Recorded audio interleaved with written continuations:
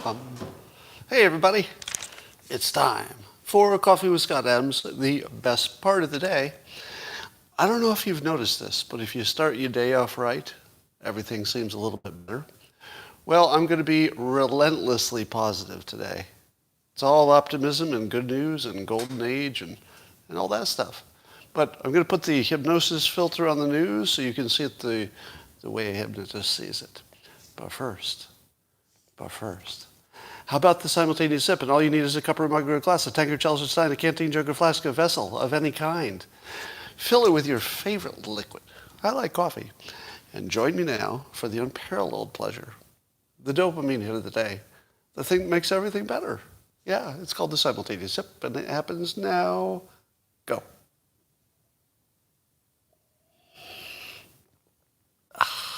And if this wasn't enough, and I think it was, but if it wasn't, there will be a whiteboard later. Yeah, talk about having it all. They say you can't have it all, but we're going to challenge that today. You're going to have it all. All right. Some reason all of my show notes just disappeared. Huh. That's a first. Had them actually open and was looking at them. Well, let's look at trash. Well, it's a tragedy, folks. My show notes have just disappeared. But as luck would have them, I posted them on the Locals platform. This is going to sound like a clever commercial, but I swear I didn't plan this. If you're a member of the Locals community, I've started posting my show notes before the show. And there they are. Okay. So I'll just read them off of Locals. So I told you I was going to give you the hypnosis filter on the news. So it's basically the persuasion filter. Had a look at the irrational parts of the news. We'll get to all that. But today in California, at least where I live, is the first day of school. First day of school with masks. And that means today is the first day of mass government-sponsored child abuse. Well, at least according to a lot of us. We'll talk about the statistics of it. But I'm wondering if children wearing masks in school is one TikTok meme away from going away. And let me give you an analogy. When I was in high school, a million years ago, we had something called Senior Ditch Day. And it was a day that the seniors would all collectively ditch classes and go to the lake and drink beer illegally and basically just play hooky from school. Now, if 3 or 4 of the seniors had decided to do that, they'd probably get in trouble. They'd be absent, somebody would punish them, maybe their parents would be mad. But because they all do it, it's just a tradition. So the school just says, crap, what are you going to do? And they just deal with it. So the teachers just have a day off, and the kids all go to the lake. I recall vividly being thrown in that lake on a very cold day. Very cold day. So it wasn't a good day for me if you get thrown in a frozen lake. But it was an accident, actually, but I did end up in the frozen lake. And it seems to me that all it would take is one TikTok meme to tell everybody to take off their masks. I'm talking about students now, to take off their masks at the same time. That is probably all you need. Now, I'm not predicting that'll happen, but I like to point out how thin the difference is between everybody wearing masks in school and nobody wearing masks in school. It's probably right on just a little bit it would take to completely change the situation. All it would take is one meme that says do it at the same time. And if the kids bought into it, that's all it would take. So if Senior Ditch Day works, could that be scaled up? Here's some indication of good news to come. I've told you many times that we'll never be able to tax and spend our way to everybody having everything they need. We're going to have to lower the cost of a high quality life. You know, your housing, your food, etc. And there's something happening here that's really exciting in that world. Do you know what ADUs are? It's probably a term that is local. But it refers to, I forget what ADU stands for, something like, it's like an extra unit of living space. Basically a building that you could put in your backyard that would be a standalone home for, you know, an in-law or somebody who just needed a little care. And there's one called Boxable. Company is called Boxable, and it's a folding home. They actually ship it folded up, and then on site the walls just fold out and the furniture is already there, or at least the built-in stuff is already there. They claim they can give you 375 square feet of buildings of space, which would be, you know, a pretty tiny apartment, but it would have a kitchen, bathroom, bedroom, little living area. Now, if it starts at $50K just for the unfolding box itself, and you figure that's the starting price, so the one you want is going to be more than that, then you add your land, your taxes, your permits, your plumbing, your sewer, and all that stuff. So I don't know. Could you get the cost of a decent home down to $100,000, and then everything changes? I think you could, and I think we're heading in that way. But it looks like the ADU industry is what's going to lead the way, because they're going to do all the innovations for how to make the cheapest home, and I think that's just going to cross over regular homes. All right, here's a warning to you. Beware of your own certainty. Do you ever wonder, let's say you wanted to know, are you hallucinating your opinion? Or do you have a rational opinion? Because wouldn't you like to know that? You probably know that the only person who can't tell they're crazy is the crazy person, right? The person who doesn't know they're hallucinating is the one who's doing it. But everybody else can see it. You know, if you run into somebody who's hallucinating, you can tell. It's easy. But they can't tell. So wouldn't you like a little rule that you could use, just an objective little rule, to know if you're hallucinating? All right? Well, here's one. Now, this is not one of those 100% rules. It's just a really good indication that you're hallucinating. And it goes like this. You have certainty about the uncertain. That's it. Do you have certainty about something that really can't be known? For example, are you certain, just totally dead certain, that getting the vaccination is better than not? Or the other way, are you dead certain that the reverse is true? If you're dead certain about either of those things or anything else, you're probably hallucinating.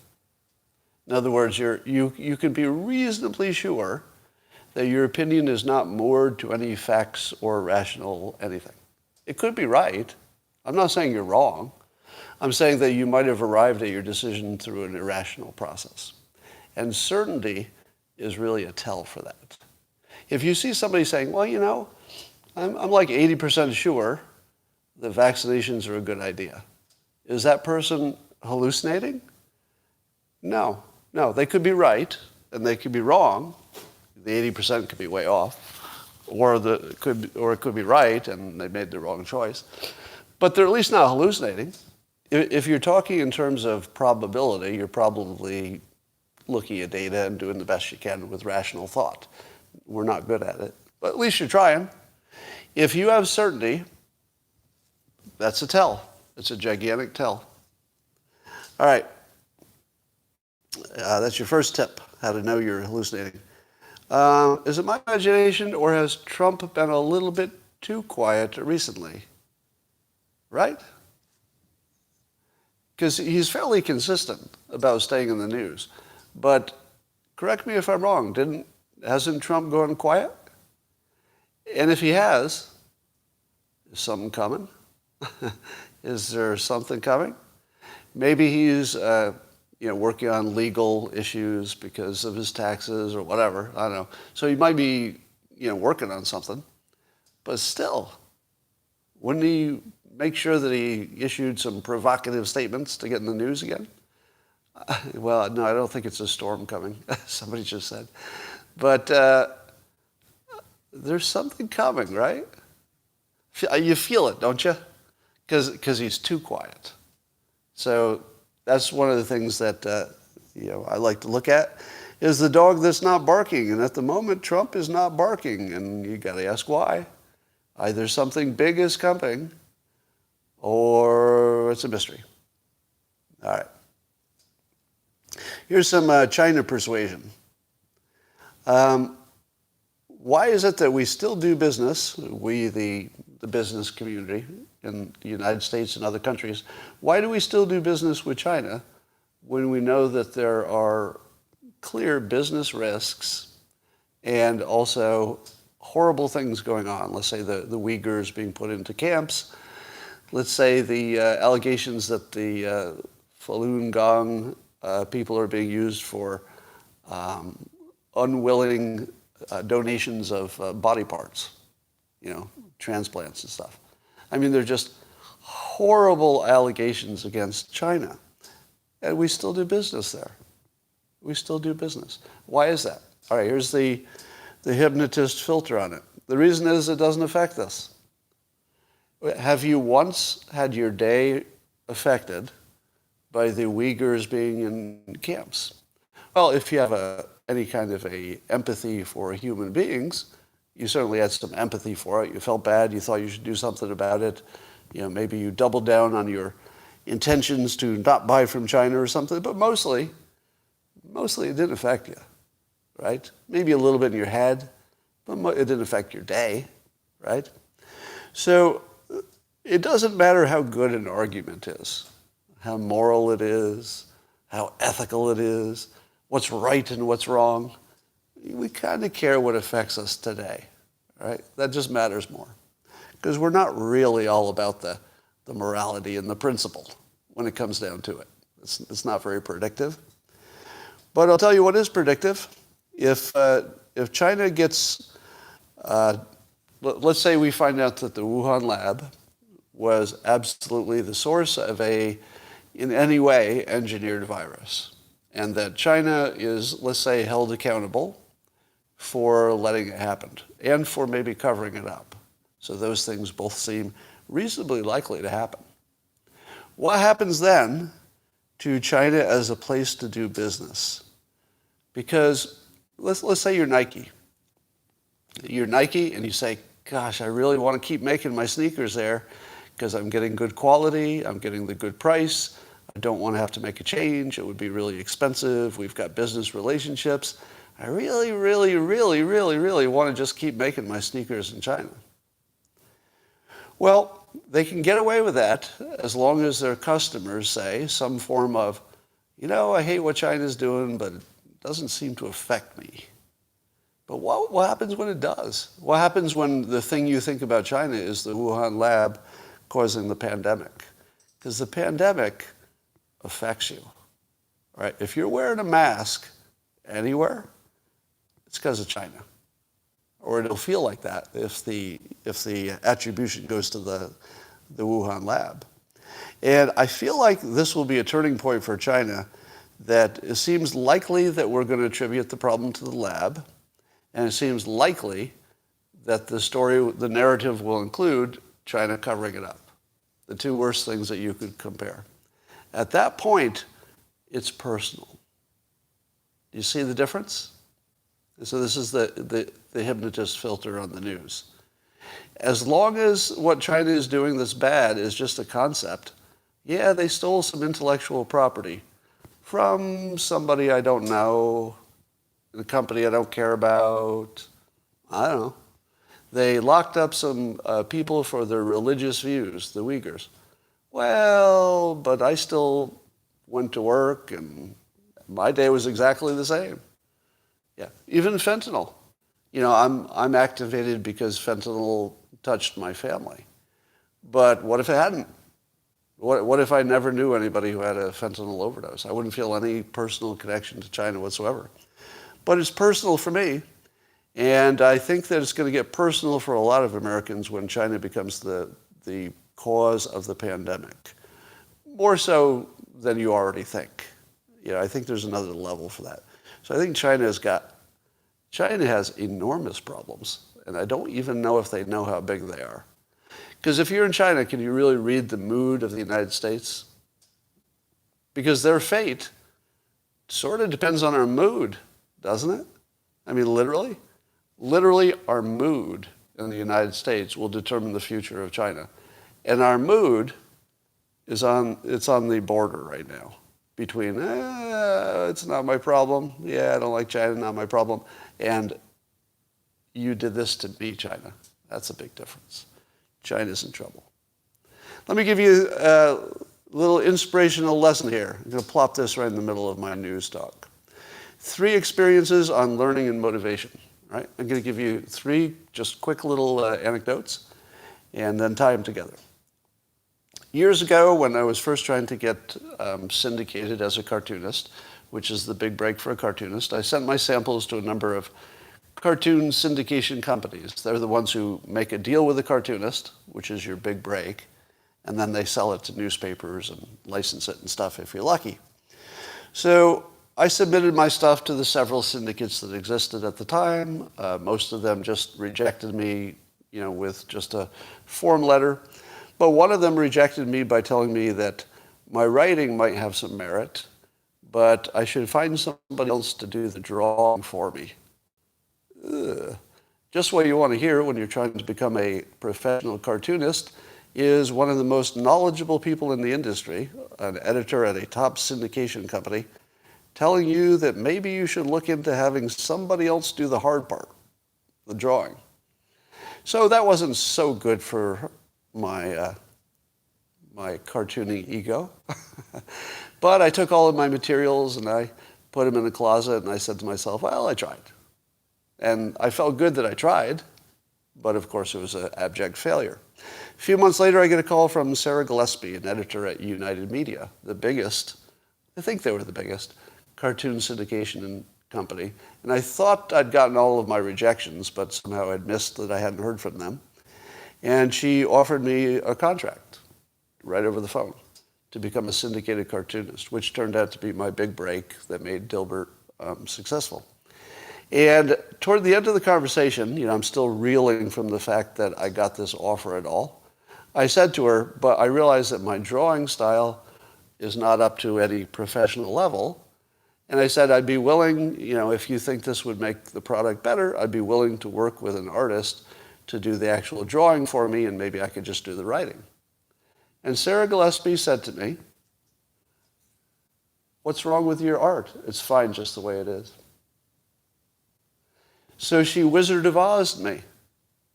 She frickin' Wizard of Oz'd me. Do you know what happened to my drawing quality within 24 hours of being told that I was a professional cartoonist and that my current drawing style was already professional class, which I didn't believe to be even close to true. The moment a professional at the top of the industry told me that my drawing was good enough, the drawing style improved about 30% in a day. And then kept improving. So at this point, I'm certainly not an artist with a capital A, but certainly my comic is well drawn and executed, just through practice. So that's your first lesson, that somebody literally changed my performance in one day by about 30%, I would figure, simply by telling me that I was worthy. That's it. Now hold that story for a moment. Here comes another one. I took the Dale Carnegie course. You've heard this story, where you learn to do public speaking and also interacting with strangers, small talk and stuff. And you learn a bunch of things about how to be comfortable in these uncomfortable social situations, especially giving a speech. And the technique that Dale Carnegie uses, I've told this story a bunch of times, is they only give you compliments. That's it. That's the whole technique. They don't tell you what you did wrong. Imagine trying to learn a skill and nobody ever tells you what you're doing wrong. Not once did they say, stop jingling the change in your pocket. Not once did they say, make eye contact. Not once did the instructor tell anybody that anything was imperfect. Not once. The whole class. How many people in that class went from basket cases just couldn't talk in front of people, literally couldn't even make a word. There were people who couldn't form words in front of a crowd. Like they would just, just frozen. And with no specific help, no specific criticism, and only encouragement, telling you what you did right, even if it was a small thing. How many of the, I don't know, there were probably 25 people in the class that I took. How many of them do you think became really good speakers at the end of, I don't know, 10 weeks or something? 100%. I've never seen anything like it. 100%. Every single person there could stand up on a moment's notice and give a speech to a large crowd of people without dropping a bead of sweat. Third story. Some of you know I've been trying to learn drums. I started with an online teacher who was very good at a lot of getting me the basics.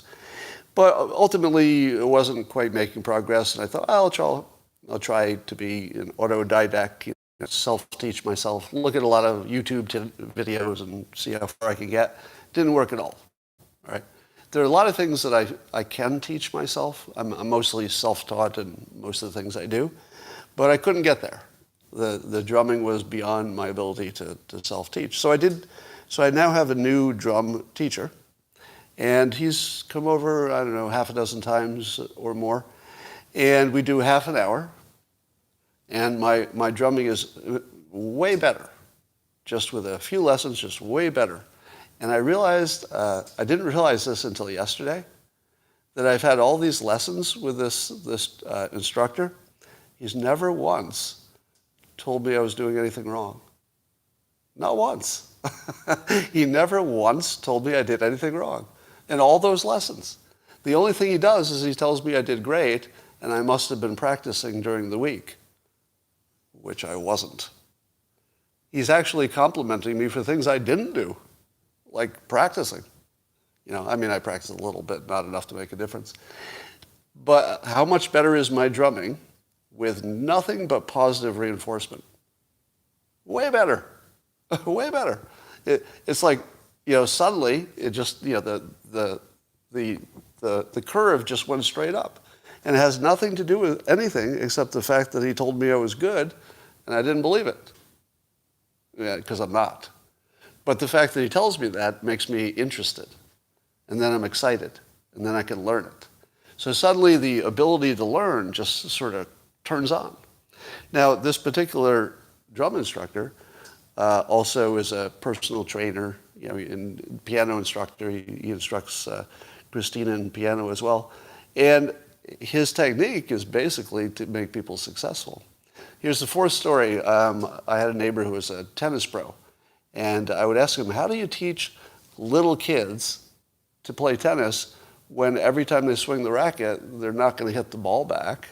So how do you go from, I never hit a ball back, to being a tennis player? Like, how could you get past the mental part of, well, it failed a billion times in a row, this is fun. And he told me that you only teach them success. So if he has a little kid who basically could barely hold a tennis racket, he has them walk right up to the net, and then he tosses a ball to them from 2 feet away and has them go, hoo, and just swing the racket in the general direction. He hits some part of the racket and ends up on his side of the court. And then he praises them. And that's all he does. He'll stand there for an hour just going, whoop, a 2 foot, and the kid swings and it hits the ground and the kid's happy. All he teaches is success. And then they get interested. And as they get older, their ability to hold a racket improves, and they just get into it entirely through being interested. So that's your micro lesson of the day. It's sort of similar to the things I put on the Locals platform. I've got a number of them queued up that I'm going to be adding there soon, if you like that kind of stuff. Rasmussen has a poll asking people, has Biden kept his campaign promises? More, less, or about the same as most presidents.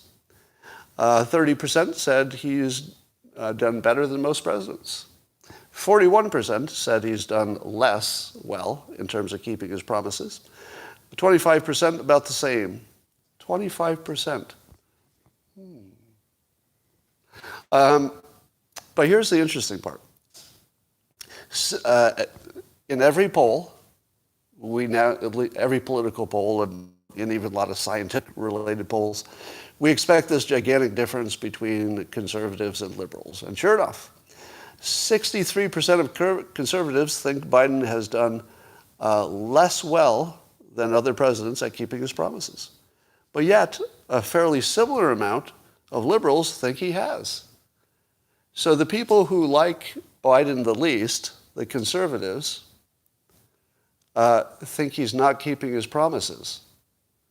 Isn't that good? Wait a minute.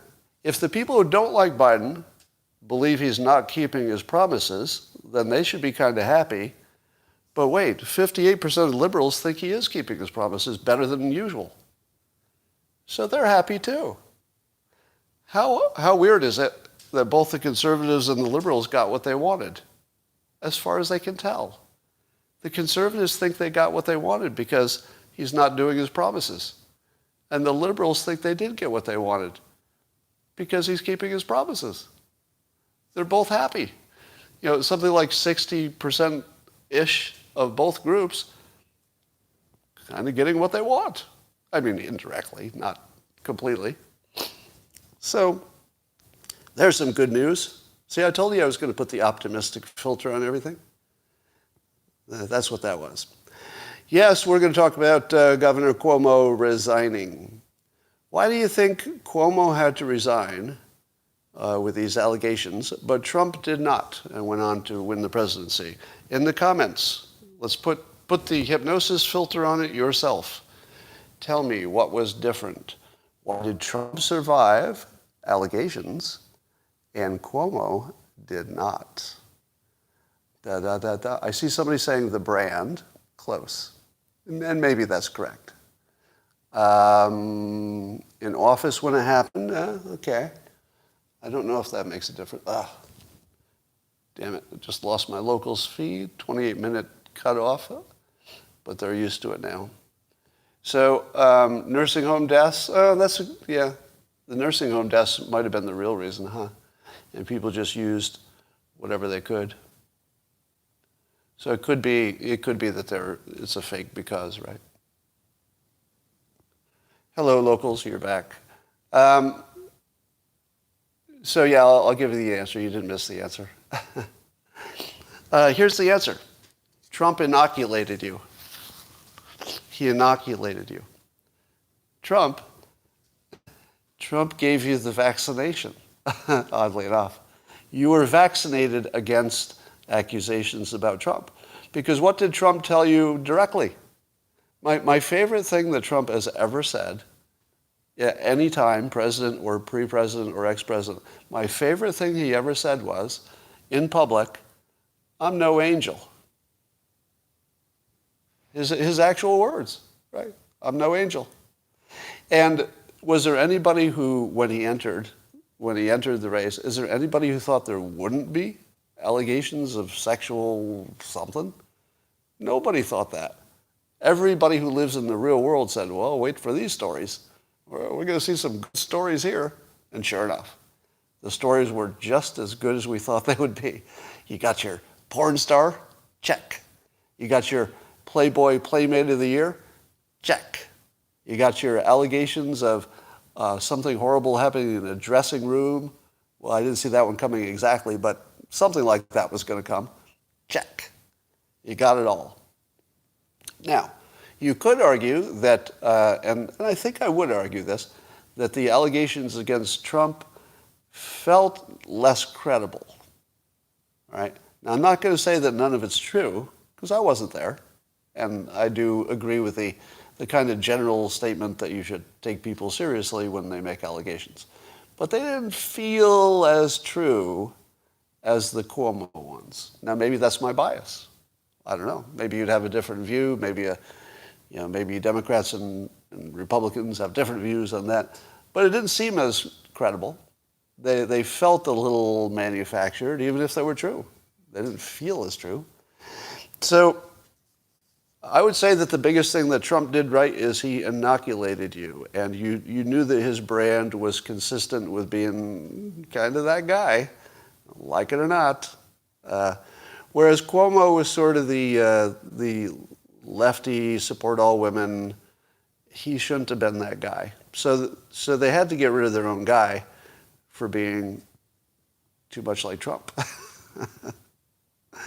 All right, so here are the things that won't get you fired as CNN. Of course, the big story that we want to talk about is, Chris Cuomo interviewing his brother and, being basically a cheerleader instead of asking him hard questions, and it's inappropriate, and and I guess Chris Cuomo was advising his brother, so it's extra creepy, blah blah blah. Here's my take on that.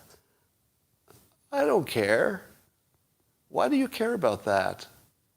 Why do you care that Chris Cuomo is the brother of Andrew Cuomo and that Chris Cuomo treated him extra nice on TV?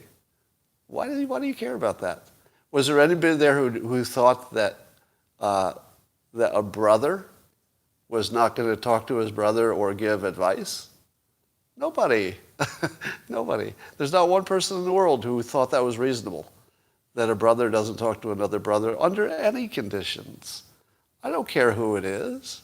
I don't care if it's part of the legal system. I don't care if they've got conflict of interest. Under no circumstance do you tell me that there's something wrong with a brother talking to a brother. I'm sorry. That's an absolute. There's some things that are just absolutes. That's a fucking absolute. Sorry. Trying to curse less. That's just an absolute. So if you're getting worked up about a brother talking to a brother, I mean, check your thinking there. It's not a standard you want. I mean, you don't want that applied to you. So I can't get mad about that. Nor can I get mad that it was such nice treatment of his brother.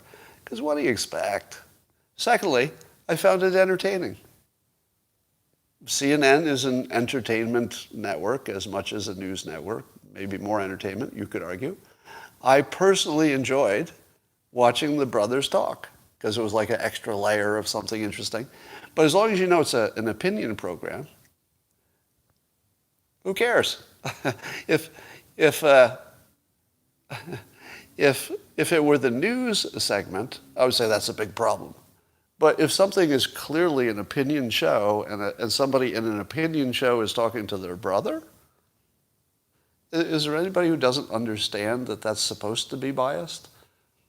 I don't know. I just don't have any problem with Chris Cuomo on any of this. So, I mean, it'd be fun if I did, right? You'd probably enjoy it more. It'd be more entertaining, but really? Now, let me ask you this. In brainwashing news,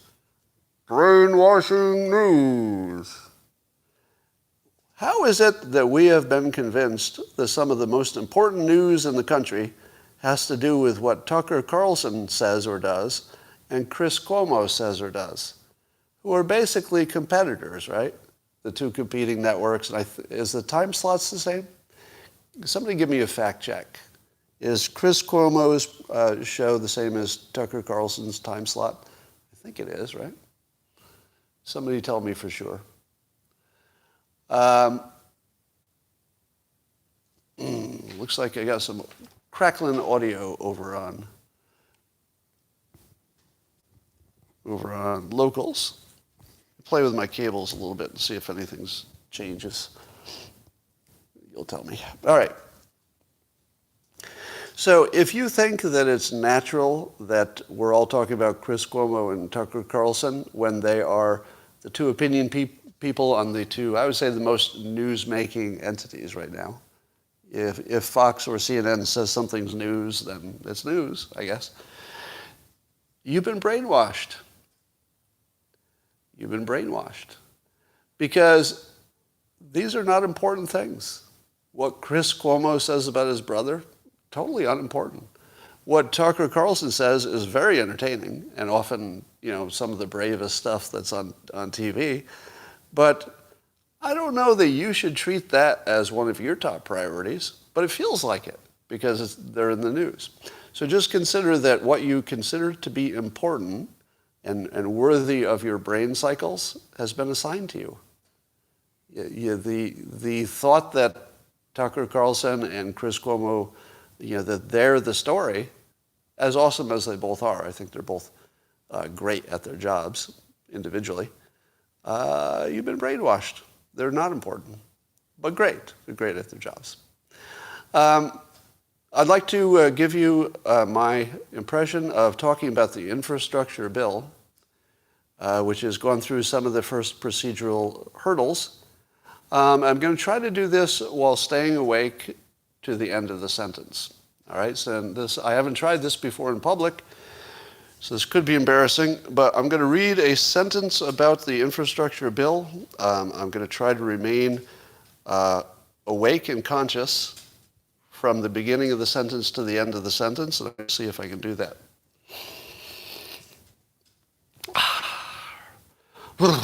Ready. All right. A 15-hour votorama, which is a procedural move, to pass the framework of the reconciliation package for the infrastructure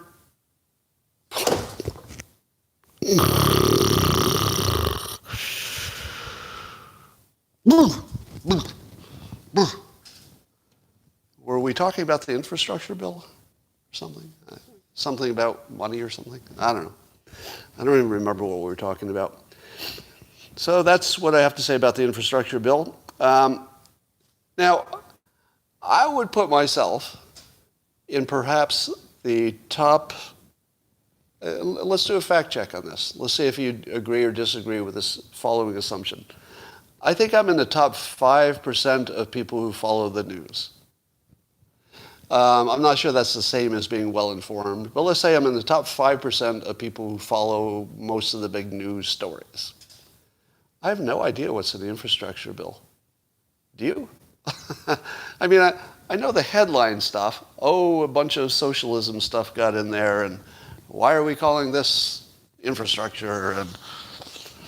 And there's some stuff that's in there, but then it's taken out, and then the Republicans took it out, but then the Nancy Pelosi might put it in with reconciliation. And what the hell is reconciliation anyway? Does anybody understand what's in the infrastructure bill? Do you know why the public should oppose the infrastructure bill? Because they can't explain it to us. Basically, you should oppose anything that nobody will explain to you in a way that you can understand it in some easy way. Now, I have seen, I think, the New York Times. Yeah, I've seen some graphs that show what's in and what's out, and I've looked at those graphs, and I didn't really understand them. Somehow they made it too complicated. I feel as if there's some way to tell this story that you'd understand, but it hasn't happened. Yeah, it's like Obamacare.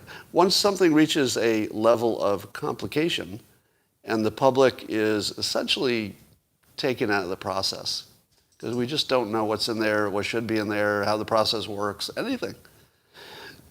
So I think the public can't help on this one. And that's part of the reason that I think it's whatever optimism you have about this getting passed, I don't know. We'll see. So here's something that really makes you question the simulation or reality itself.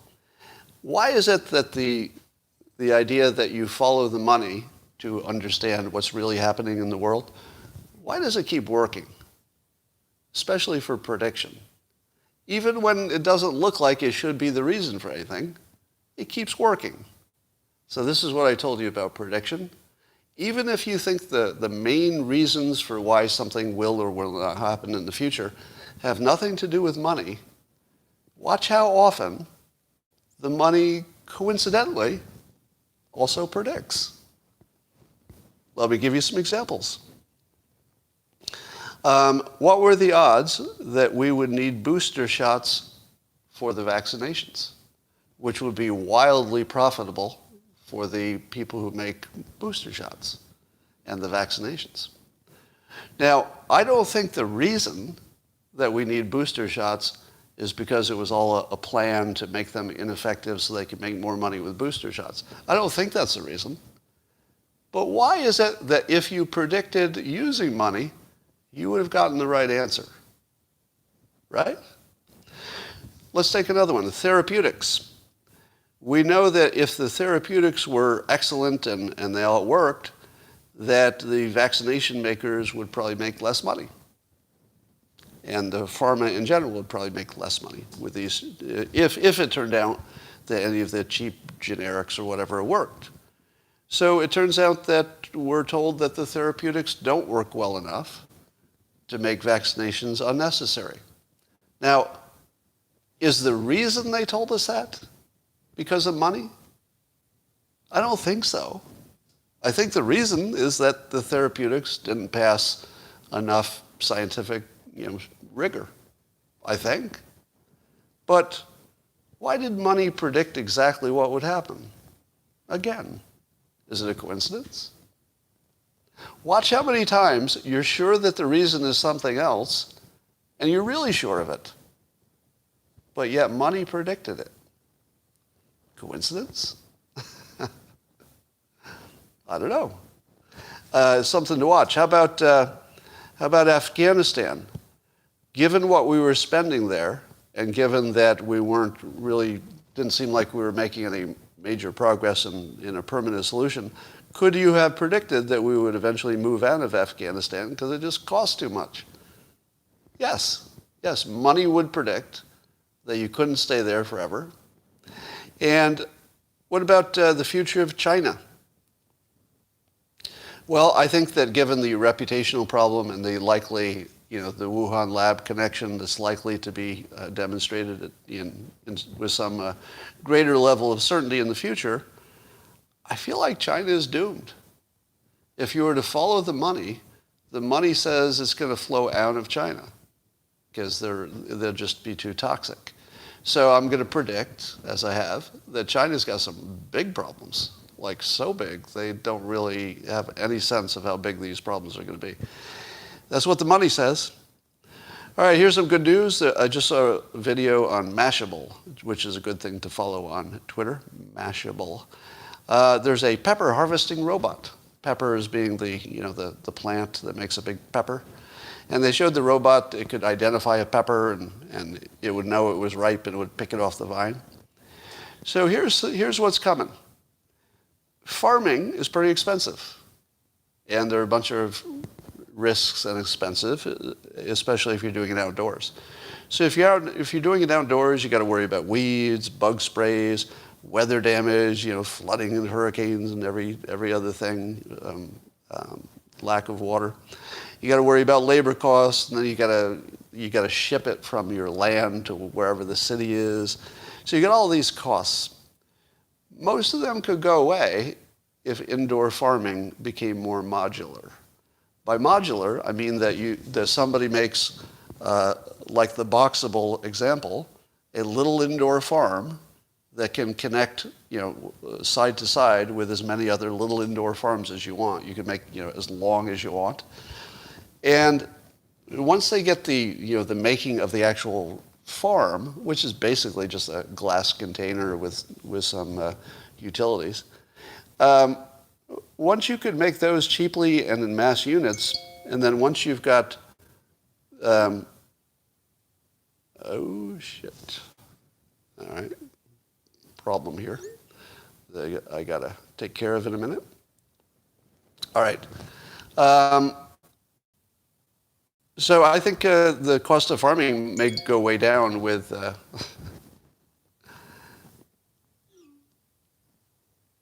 Okay, somebody needs to know that I'm live streaming right now.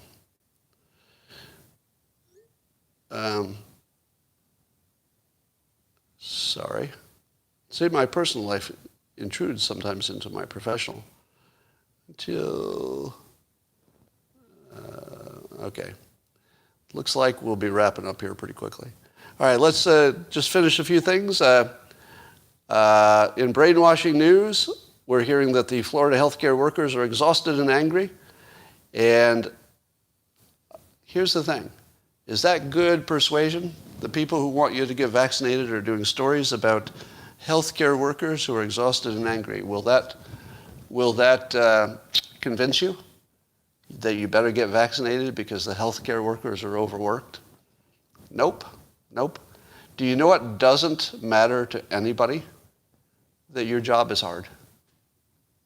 Right? There's nothing that matters less to other people than your job is really hard. You worked hard today. You have stress. You might have to quit. Very, very hard, long hours. Nobody cares. Because you know who else has a hard job? You do. Everybody thinks their job is hard. So the persuasion we're seeing, which is mostly limited to the healthcare, nobody cares. You do care if you don't get to go in. So here's what they should do. Just like the Vietnam War was ended, I think, because of all the news coverage, they gave you lots of video and scary stuff and blood. I think the news people need to park outside the emergency rooms and show the ambulances backed up, and every day just say, well, here's your local hospital, 10 ambulances backed up. If you came here, you'd have to wait 5 hours, and you'd probably be transferred somewhere else. That would get your attention, right? Because you would put yourself in the ambulance. You'd say, oh, shoot, if I need to go there, that's my hospital. So I think that would convince you, but you don't care that the doctors are overworked. We do care. I mean, we have empathy for human beings and stuff, but there's nothing less persuasive than that somebody else's job is hard. So stop that. All right. We do have a tale of two pandemics here. People think that there's one happening. And I thought the most interesting thing is I asked some unscientific polls, and 18% of the people who follow me and answered the poll, so it's very unscientific, said that they knew people who had died personally of COVID. 18% of the people who follow me know people who died of COVID. That's a lot, all right? But here's the interesting part. I asked the people, another poll, just the people who are not vaccinated. How many people who are not vaccinated know somebody personally who has died? Half as many, closer to 9-10%. So there seems to be, and this is deeply unscientific polling, but my curiosity starts with this, is it that knowing somebody who died of COVID makes it real to you? Because that's persuasion. So the hypnotist says, you need to know somebody who died, or it's not going to work. You could digitally age somebody and put them in the hospital, and that would convince them to. Take somebody's actual photo and say, well, here's you in the hospital, gasping for air. All right. Looks like I'm going to need to go. And going right, yes. First day of school, you can imagine. Got to go.